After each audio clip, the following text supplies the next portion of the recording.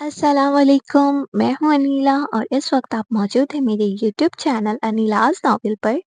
कैसे हैं आप सब? उम्मीद करती हूँ खैरियत से होंगे। तो जनाब आज मैं हाज़िर हूँ नागवली की किस्त नंबर 4 के साथ। तो जल्दी-जल्दी मेरे चैनल को सब्सक्राइब कर लें, बेल आइकन के बटन को लाज़मी प्रेस करें ताकि मेरी हर आने वाली वीडियो आपको बर वक़्त मिल सके।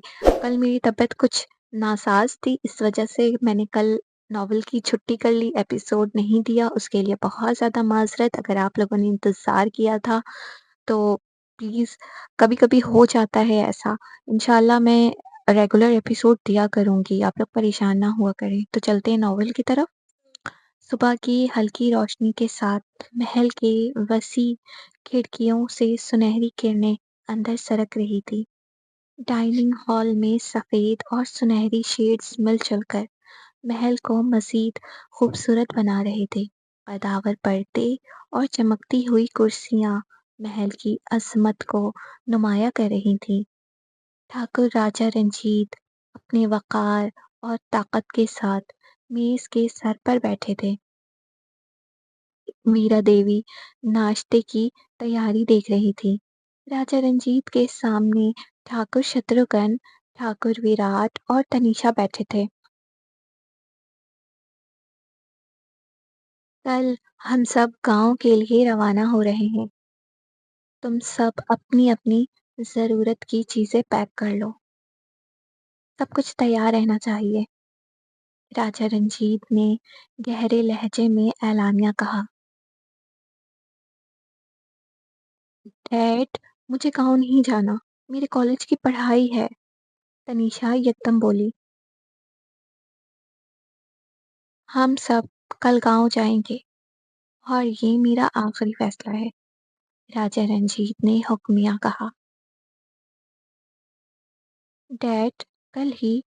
क्या गाँव की सूरत-ए-हाल इतनी संगीन है?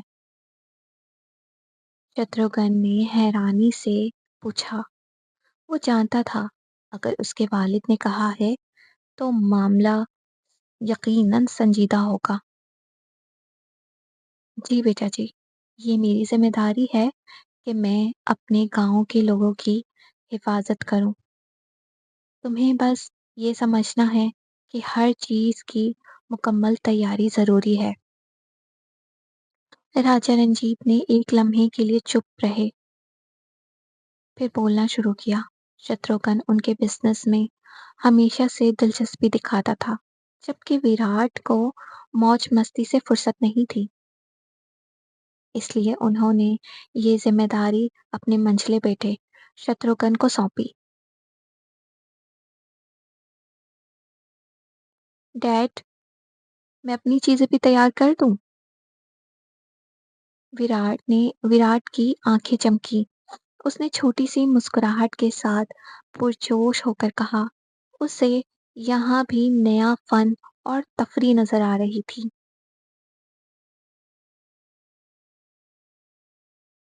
मैं नहीं जाना चाहती। क्या गाँव जाना वाक़ई ज़रूरी है? तनीषा ने धीमी आवाज़ में सरगोशी की थी, जिसे राजा रंजीत सुन नहीं पाए। अरे, तुम कितनी बोरिंग हो यार। सोचो, ये हमारी लाइफ़ का एडवेंचर भी साबित हो सकता है। विराट ने उसे कायल करने के लिए कहा।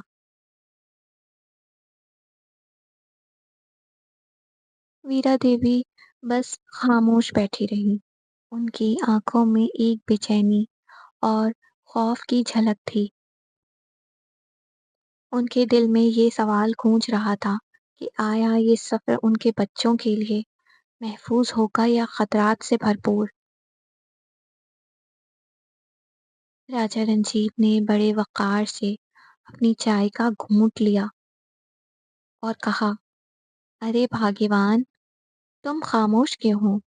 ये सफ़र हमारे ख़ानदान के लिए लाज़िम है। तुम बस अपने दिल को मज़बूत रखो।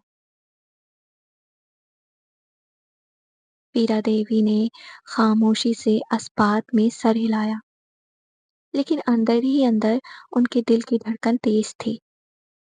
उन्हें अपने बच्चों की हिफाजत की فکر ستا رہی تھی۔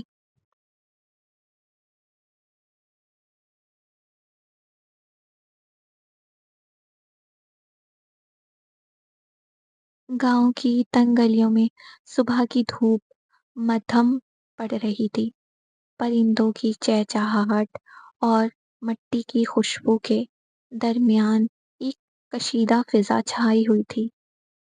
کسان اپنی زمین پر کام کر رہے تھے کہ اچانک پولیس اہلکار نے ان میں سے ایک کسان کے پاس آ کر بے جان دباؤ ڈالنا شروع کر دیا۔ کسان، تم نے اتنے کم محصول جمع کرائے، کیا یہ تمہارے لیے مناسب ہے؟ اب تمہیں اضافی جرمانہ بھی برداشت کرنا پڑے گا۔ اہلکار کے لہجے میں سختی اور دھمکی جھلک رہی تھی۔ کسان کانپتے ہوئے بولا، صاحب، ہمارے پاس اتنے وسائل نہیں ہیں، مہربانی کر کے بس تھوڑا وقت دے دیں۔ اس نے التجائی کی، لیکن پولیس والا بے رحمی سے بولا، وقت؟ یہاں قانون سب کے لیے برابر ہے۔ تمہیں سبق سکھانا ضروری ہے تاکہ کسی اور کی ہمت نہ ہو۔ کسان کے ہاتھوں میں پسینے کے قطرے اور خوف کی ٹھنڈی ہوا مکس ہو گئی تھی۔ سب ہی جانتے تھے یہ کتنا ظالم ہے۔ وہ زمین پر جھک کر اپنا ٹوٹا ہوا دل سنبھالنے کی کوشش کر رہا تھا، لیکن ہر لمحہ کوتوال کی سختی اسے مزید دباتی جا رہی تھی۔ پڑوسی اور گاؤں کے لوگ جمع ہو کر دیکھنے لگے، لیکن کسی کی ہمت نہیں تھی کہ وہ کوتوال کے سامنے کچھ کہہ سکے۔ ایک خاموشی چھا گئی تھی، جیسے ہر دل پر خوف کا سایہ پڑ گیا ہو۔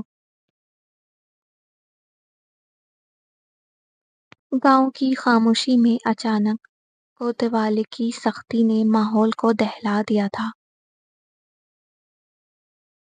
ہم سے جھوٹ نہ بولا کرو، ہم جانتے ہیں تمہارے پاس اتنے وسائل ہیں، پھر کیوں تم قانون کی خلاف ورزی کرتے ہو؟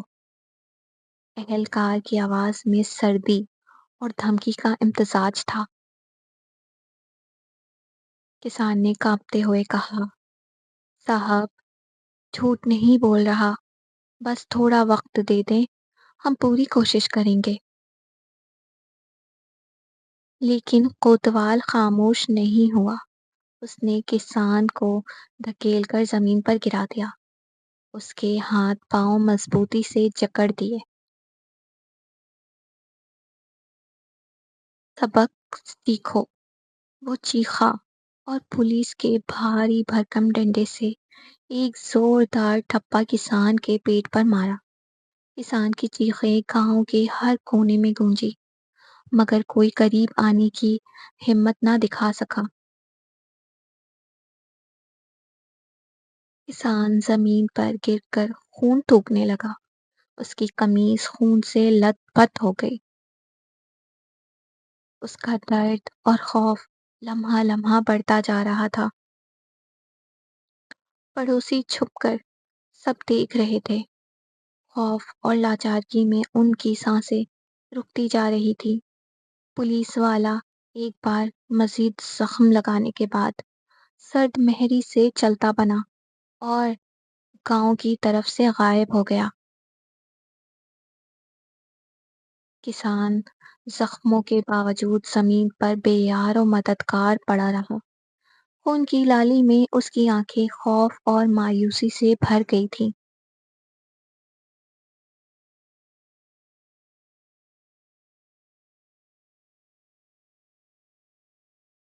وراٹ اور تنیشا آرام سے ہنستے کھیلتے ہوئے شتروگھن کے کمرے میں داخل ہوئے، جہاں شتروگھن اپنی سامان بندی میں مصروف تھا۔ وراٹ، جو کہ تھوڑی شوخ طبیعت کا مالک تھا، اس کی عادت تھی ہر کسی سے ہی مذاق کرنے کی۔ शत्रुघ्न को अकेला पाकर वो मुस्कुरा कर भाई को छेड़ने लगता है। यार भैया, आपको तो गाँव जाने की बहुत जल्दी है। कहीं वहाँ कोई आपका इंतज़ार तो नहीं कर रहा? उसने दानिस्ता तौर पर कहा। उसकी बातें सुनकर तनीषा भी हंस पड़ी और बोली, हाँ भैया, कहीं आपकी मोहब्बत का पैगाम पहुंचाने वाली तो कोई नहीं? मेरी जिंदगी में ना कोई है, ना कभी होगा, शत्रुघ्न ने संजीदगी से कहा।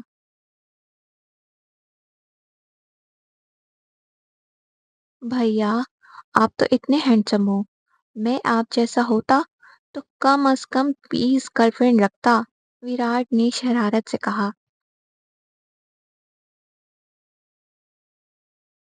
अरे विराट भैया, जरा तो भगवान के प्रकोप से डरिए। तनीषा ने अपने कानों को हाथ लगाए। शुरू हो गई तुम दोनों की शरारत। बहुत मजाक हुआ, अब बस करो। फजूल बातें बंद और डैड ने जो कहा है उनके हुक्म की तामील करो। शत्रुघ्न ने संजीदगी से उन्हें घूरते हुए मुखातिब हुआ। हुक्म की तामील से मुराद अपने अपने सामान की पैकिंग पर था। चलो भैया, मैं समझ गया। आपका तो ईश्वर ही भला कर सकता है बस। विराट थोड़ा मुस्कुराकर बोला। हाँ हाँ, बस करें भैया, वैसे भी डैड की बात माननी भी जरूरी है। तनीषा को अचानक याद आया उसके स्टडी का कितना नुकसान होने वाला था। एकदम उसके चेहरे के जाविये बदले थे। मुझे तो शक है, भैया ने गांव में हमारी भाभी को छुपा कर तो नहीं रखा? विराट ने मजाक में कहा। उसे फिर से शरारत सूझी थी। इस बार तनीषा हंस हंस कर बज़ाहिर बेबस हो गई और बोली, भैया, अगर ऐसा है तो अभी बता दीजिए, वक्त है अभी। मैं मम्मा को समझा लूंगी। उसी लम्हे शत्रुघ्न ने विराट को देखकर घूरा तो उसकी हंसी छूट गई। बस करो। शत्रुघ्न उसकी जानिब तेजी से दौड़ा। विराट भी कमरे से बाहर निकलकर बर्क रफ्तारी से भागा। उसे लगा अब शत्रुघ्न उसे जिंदा नहीं छोड़ने वाला था। विराट भैया तो गए, शत्रुघ्न भैया अब आपको छोड़ेंगे नहीं। तनीषा खिलखिलाकर हंस पड़ी। तीनों के दरमियान हंसी खुशी का लम्हा था। माहौल में हंसी की गहमा गहमी छा गई थी। आज के एपिसोड का अख्ताम हुआ। आप लोगों को एपिसोड कैसी लगी और स्टोरी कैसी जा रही है मुझे लाजमी बताइएगा। स्टोरी थोड़ी स्लो चल रही है इस वजह से, क्योंकि एपिसोड छोटी दे रही हूँ। मैं इर्तिकाबे जुर्म भी लेकर चल रही हूँ, मुझे साथ 2 एपिसोड देना पड़ती है, तो इस वजह से बर्डन ज़्यादा है, तो इसलिए मैं लॉन्ग एपिसोड नहीं दे पा रही हूँ। तो कोशिश करूँगी, लेकिन बस ठीक है। अल्लाह हाफिज़।